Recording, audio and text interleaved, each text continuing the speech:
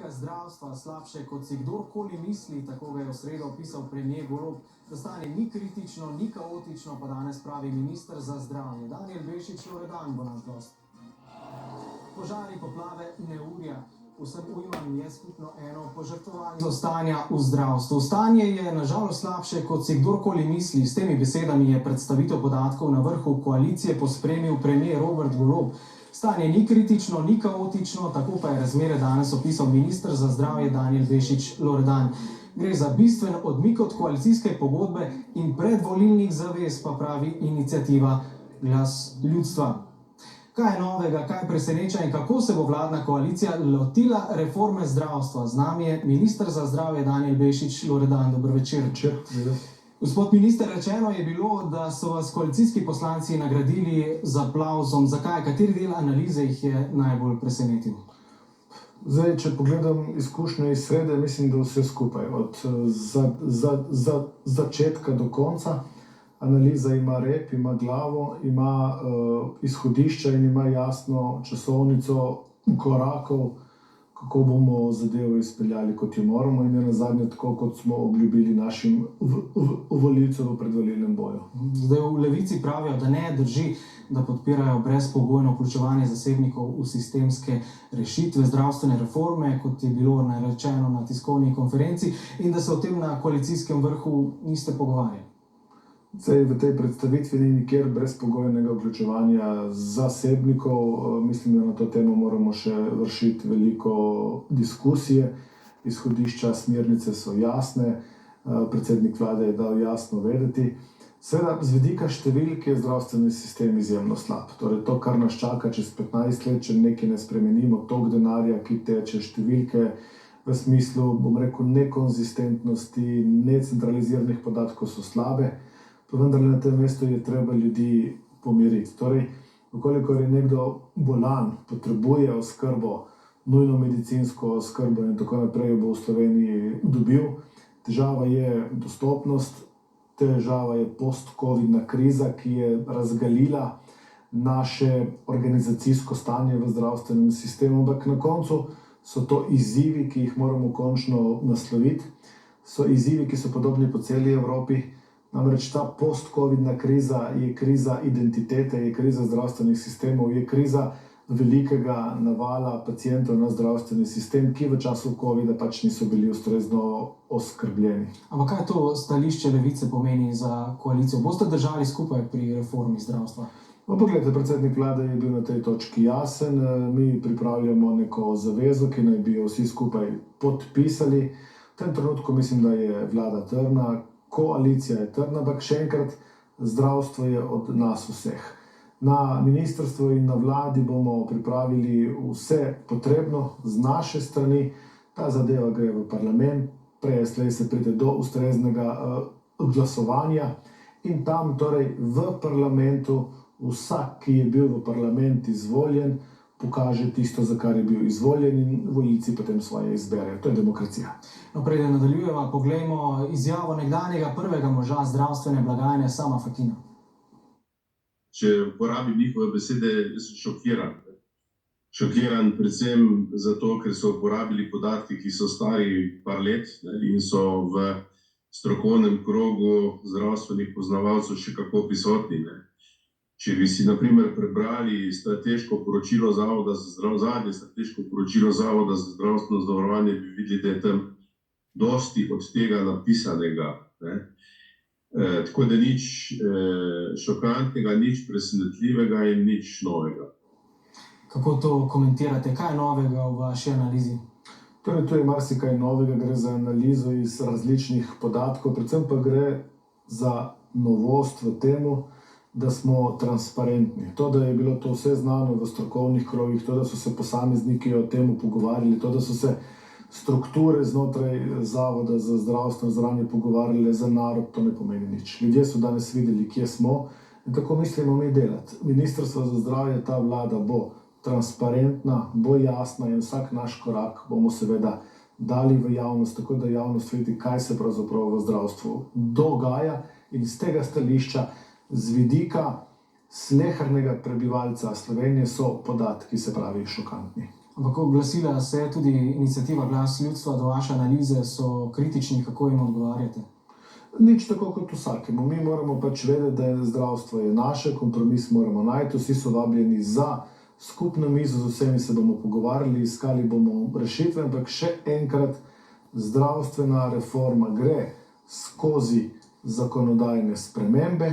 Zakonodajne spremembe bomo na vladi, na ministrstvu pripravili, jih vložili v parlamentarno proceduro in poslanci in poslanke so tisti, ki zakone potrjujejo in to je presečna točka reforme. Če gremo na družinske zdravnike, v vaši analizi piše, da 145 timov ne dosega 1895 glavarinskih količnikov, torej meje, ko lahko odklonijo opredeljevanje pacientov, hkrati pa piše, da manjka 352 timov. Tako, zdaj izpustil se ključen podatek, večina timov, to je skoraj 1000 timov, ki jih imamo na razpolago, ima povprečni količnik 2300 skoraj. To je ključen podatek. Če gremo na nivo, ki ga bodo ljudje razumeli, se pravi, večina, 80% timov, zdravnikov družinske medicine dela od jutra do večera, ima pravzaprav 60 do 100 obravnav na dan in to je nekaj, kar si ne smemo več dovoliti. No, to opozarjajo že več kot 15 let, to se nam je zgodilo, tudi ta številka neopredeljeni, ki se sedaj enači z izbrisanimi. To so ljudje, ki bodisi si ne želijo zdravnika, ga nikoli niso potrebovali, bodisi nimajo možnosti, bodisi so tujci in to zadevo bomo sedaj v 6 tednih razjasnili.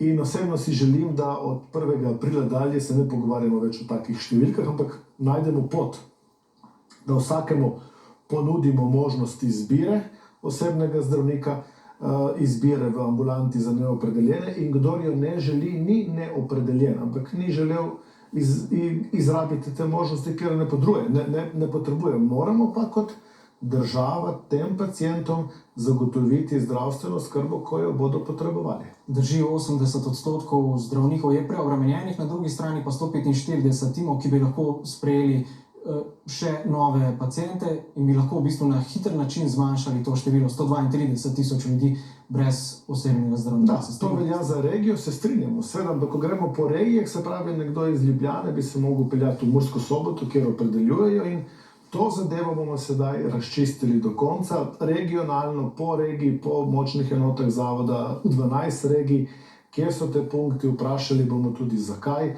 Lahko je kdo ravno začel kariero, lahko kdo ne začne, ampak veste, obrniti moramo zgodbo. Mi moramo sistem tako spremeniti, da bomo družinske zdravnike postavili v ospredje našega zdravljenja. In ko bomo to naredili, bomo tudi zmanjšali pritisk na bolnice in vsi pacienti bodo zadovoljni, ker bodo družinski zdravniki začeli zdraviti ljudi. Torej, lahko potrdite, razbremenili boste družinske zdravnike od administracije in spremenili plačni sistem in jih na ta način zadržali v tej stroki. Lahko potrdim razbremenitev, lahko potrdim prenos kompetenc, lahko potrdim izoblikovanje novega plačnega stebra v zdravstvu in socialnem varstvu, lahko potrdim digitalizacijo, lahko potrdim strukturne spremembe ZZZS. Paket teh 5 ukrepov bo prinesel rešitve na srednji in dolgi rok. Omenili ste reformo strukturno ZZS-ja. Kako se jo boste lotili? Bo imela večji vpliv politika ali večji vpliv neki interesi?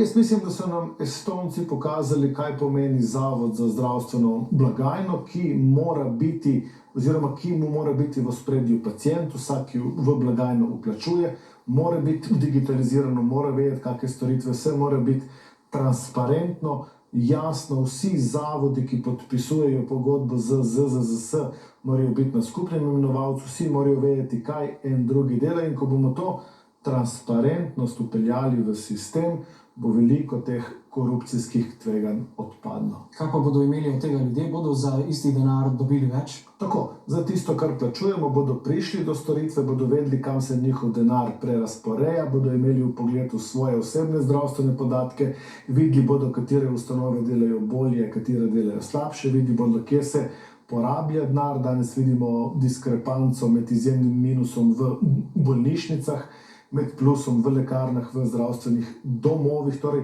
tok denarja mora slediti potrebam pacientom. To je temelj in pacienti bodo imeli od tega zelo veliko. kakšna vloga pa potem ostane zasebnim zavarovalnicam, kaj bojo imele od tega? Najprej moramo seveda to zadevo urediti, potem pa moramo dolgoročno zastaviti sistem financiranja, to je nov družbeni dogovor. Tisti trenutek, ko bomo vedeli, kako zagotoviti 600 milijonov evrov denarja, ki ga danes zberemo z dopolnilnim zdravstvenim zavarovanjem, bomo ukinili dosedanjo obliko dopolnilnega zdravstvenega zavarovanja, vendar se to ne more zgoditi pred 1.1.25. Samo še to, oblikoval se je nov strateški svet. Veliko se je pisalo o tem, da vi dojemate kot nezaupnica vašemu delu. Ne, strateški svet smo imeli že sedaj na Ministrstvu za zdravje. Šlo je vse skupaj en korak višje.